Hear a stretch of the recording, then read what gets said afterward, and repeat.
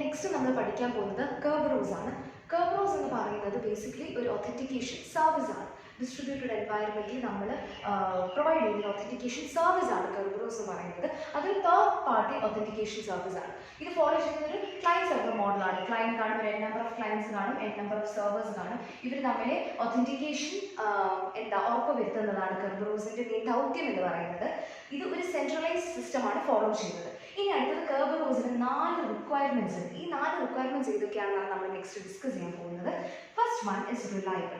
Reliability എന്ന് പറയുന്നത് ഇപ്പം ബൈ ചാൻസ് എന്തെങ്കിലും ഒരു ഫെയിലിയർ വരികയോ എന്തെങ്കിലും ഒരു പ്രോബ്ലം വരികയോ ചെയ്ത് കഴിഞ്ഞ് കഴിഞ്ഞാൽ ഈ Kerberosന് ഒരു ബാക്കപ്പ് സെർവർ സിസ്റ്റം ഉണ്ടായിരിക്കണം. അതായത് ഇതിൻ്റെ ഫംഗ്ഷൻ Kerberos പ്രൊവൈഡ് ചെയ്യുന്ന ഫംഗ്ഷൻസ് ഒരിക്കലും നിന്ന് പോകാനായിട്ട് പാടില്ല.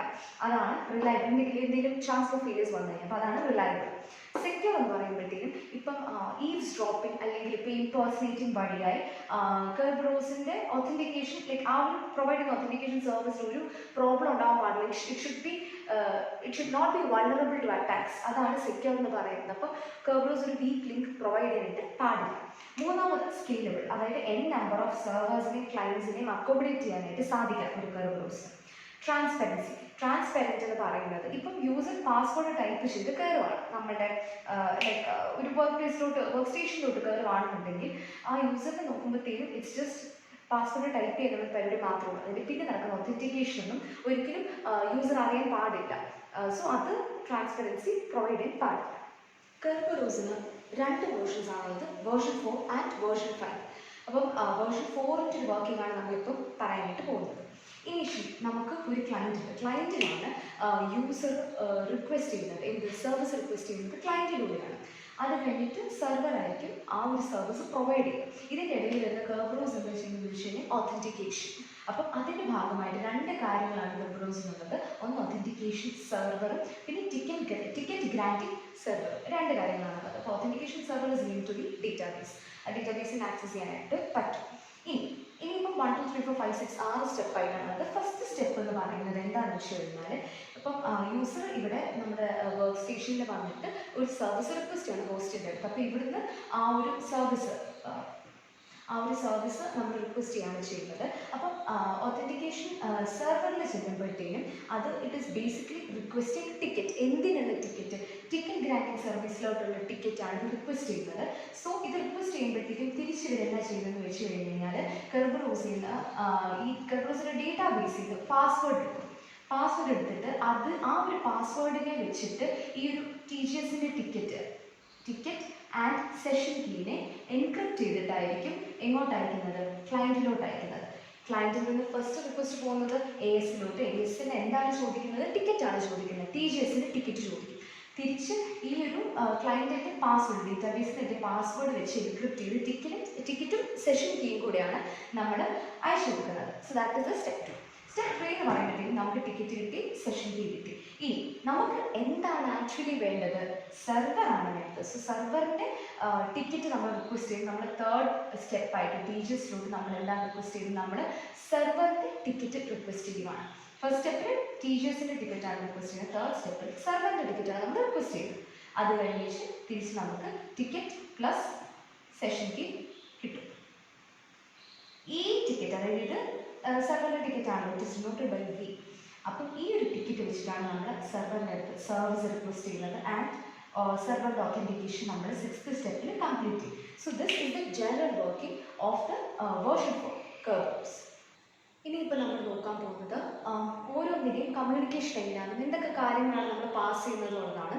സോ ഫസ്റ്റ് നമ്മൾ ഫസ്റ്റ് സ്റ്റെപ്പ് നമ്മൾ ഓർക്കുന്നുണ്ടായിരുന്നു 1 and 2 എന്ന് പറഞ്ഞാൽ എന്തായിരുന്നു, നമ്മൾ ഒത്തൻറ്റിക്കേഷൻ സെർവറിൻ്റെ അടുത്ത് ക്ലയൻറ്റ് റിക്വസ്റ്റ് കൊടുക്കുകയാണ്. എന്തിനുള്ള റിക്വസ്റ്റ് കൊടുക്കുകയാണ്, ടിക്കറ്റ് ഓഫ് TGSനുള്ള റിക്വസ്റ്റ് കൊടുക്കുകയാണ്. സോ അതുകൊണ്ടാണ് ആരാണ് റിക്വസ്റ്റ് കൊടുക്കുന്നത്, ക്ലയൻറ്റ്. അതുകൊണ്ടാണ് ID ഓഫ് ക്ലയൻറ്റ്. ആരുടെ ടിക്കറ്റിന് വേണ്ടിയിട്ടാണ്, TGSന് വേണ്ടിയിട്ടാണ്. So ID of TGS and time stamp. So ഈ 3 കാര്യങ്ങളാണ് നമ്മൾ ഫസ്റ്റ് സ്റ്റെപ്പിൽ വരുന്നത്. സെക്കൻഡ് സ്റ്റെപ്പിൽ വരുമ്പോഴത്തേക്കും നമുക്ക് ഒത്തൻറ്റിക്കേഷൻ സെർവറിൽ നിന്നും ക്ലയൻറ്റിലോട്ടാണ് കിട്ടുന്നത്. ക്ലയൻറ്റിലോട്ട് കിട്ടുന്നത് കൊണ്ട് തന്നെ KC ആണ് യൂസ് ചെയ്യുന്നത്. എന്ന് വെച്ചാൽ ക്ലയൻറ്റ് ആണല്ലോ ഡീക്രിപ്റ്റ് ചെയ്യുന്നത്. സോ KC434 ഓതന്റിക്കേഷൻ സെർവർ എന്താണ് പ്രൊവൈഡ് ചെയ്യുന്നത്?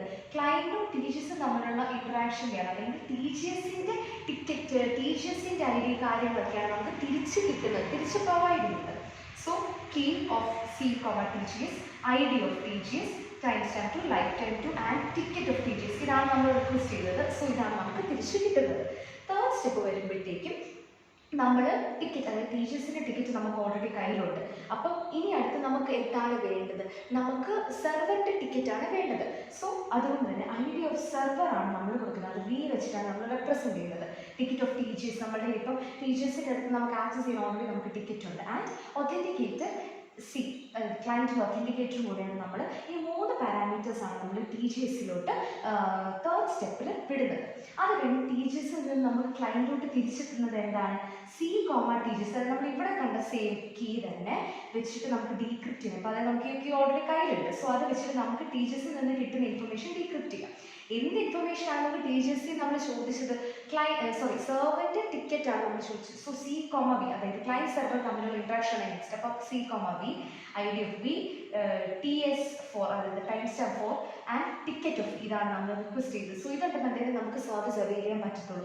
പിന്നെ ഈ നമ്പേഴ്സ് TS4, TS2, TS1 എന്നൊക്കെ പറഞ്ഞാൽ ഈ സ്റ്റെപ്പിൻ്റെ നമ്പറായിട്ട് കൂട്ടി വെച്ചാണ്. ഇനി അടുത്തത് നമ്മൾ ഫിഫ്ത്ത് സ്റ്റെപ്പ് എന്ന് പറയുമ്പോഴത്തേനും നമ്മളടുത്ത് നമുക്ക് സെർവറിൻ്റെ ടിക്കറ്റ് കിട്ടി. ഇനി അടുത്ത് നമ്മൾ സർവീസ് അവൈൽ ചെയ്യാനായിട്ട് നോക്കുകയാണ് ചെയ്യുന്നത്. അപ്പം സെർവറിൻ്റെ ടിക്കറ്റും ഒതൻറ്റിക്കേറ്റർ Cയുമാണ് നമ്മൾ C2B, അതായത് ക്ലയൻറ്റ് ടു സെർവർ കമ്മ്യൂണിക്കേഷൻ നമ്മൾ കൊടുക്കുന്നത്. സോ തിരിച്ച് ഈ ഒരു കീ, അതായത് നമ്മൾ ഫോർത്ത് സ്റ്റെപ്പിൽ നമുക്കുണ്ടായിരുന്ന കീ, നമുക്ക് എൻക്രിപ്റ്റ് ചെയ്ത് കിട്ടിയ കീ ആണ് C, V.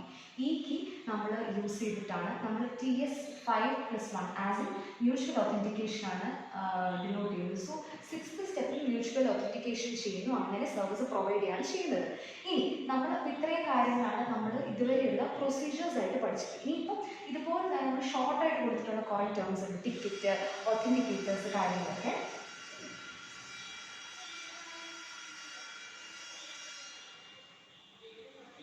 ഇതുപോലെ ഷോർട്ടായിട്ട് കൊടുത്തിട്ടുള്ളതുണ്ട്, ടിക്കറ്റ്, ഒതൻറ്റിക്കേറ്റേഴ്സ് ഒക്കെ. സോ അതിൻ്റെ ഒരു ഡിസ്ക്രിപ്ഷനാണ് പറയുന്നത്. ഇഗൈൻ ഇത് കുറച്ചുകൂടെ ഡിഫിക്കൽട്ടി ആണെന്നുണ്ടെങ്കിൽ നിങ്ങളിത് പഠിക്കേണ്ട ആവശ്യമില്ല.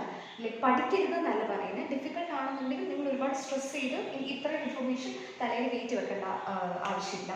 ഓക്കെ, നമ്മൾ ഈ ടിക്കറ്റ് ഓഫ് ടീച്ചേഴ്സ് നമുക്ക് കിട്ടിയത് എത്രാമത്തെ സ്റ്റെപ്പിലാണ്? നമുക്ക് കിട്ടിയത് രണ്ടാമത്തെ സ്റ്റെപ്പിൽ, അതായത് സീന് ടു ഒതൻറ്റിക്കേഷൻ സെർവർ ഫസ്റ്റ് സ്റ്റെപ്പും ഒതൻറ്റിക്കേഷൻ സെർവർ ടു ക്ലയൻറ്റ് ആണ് സെക്കൻഡ് സ്റ്റെപ്പിലാണ് നമുക്കിത് കിട്ടിയത്.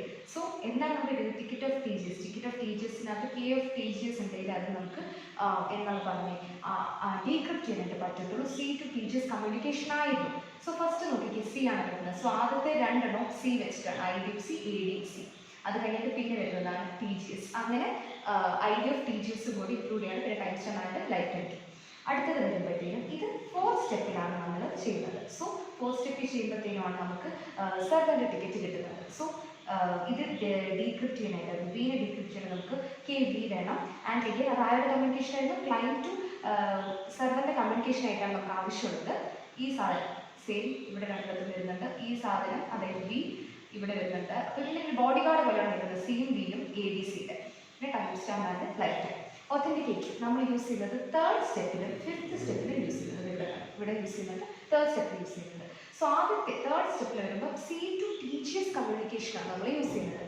ഫിഫ്ത്ത് സ്റ്റെപ്പ് വരുമ്പോൾ ക്ലയൻറ്റ് ടു സെർവർ കമ്മ്യൂണിക്കേഷനാണ് നമ്മൾ യൂസ് ചെയ്യുന്നത്. അതിനനുസരിച്ച് നമ്മൾ ടൈം സ്റ്റാമ്പ്സ് ചേഞ്ച് ചെയ്ത് കൊടുക്കുന്നതാണ്. സോ രണ്ടായിട്ട് ഇത് എടുത്ത് എഴുതി തേർഡിനും ഫിഫ്ത്ത് സ്റ്റെപ്പിനുമായിട്ട് എഴുതാവുന്നതാണ്. ഒന്നുണ്ടെങ്കിൽ ഓരോ സ്റ്റെപ്പ് മെൻഷൻ ചെയ്യുമ്പോൾ താഴോട്ട് എഴുതുമ്പോൾ കാരണം നമുക്ക് ഫൈനലായിട്ട് എല്ലാം കൂടെ എഴുതി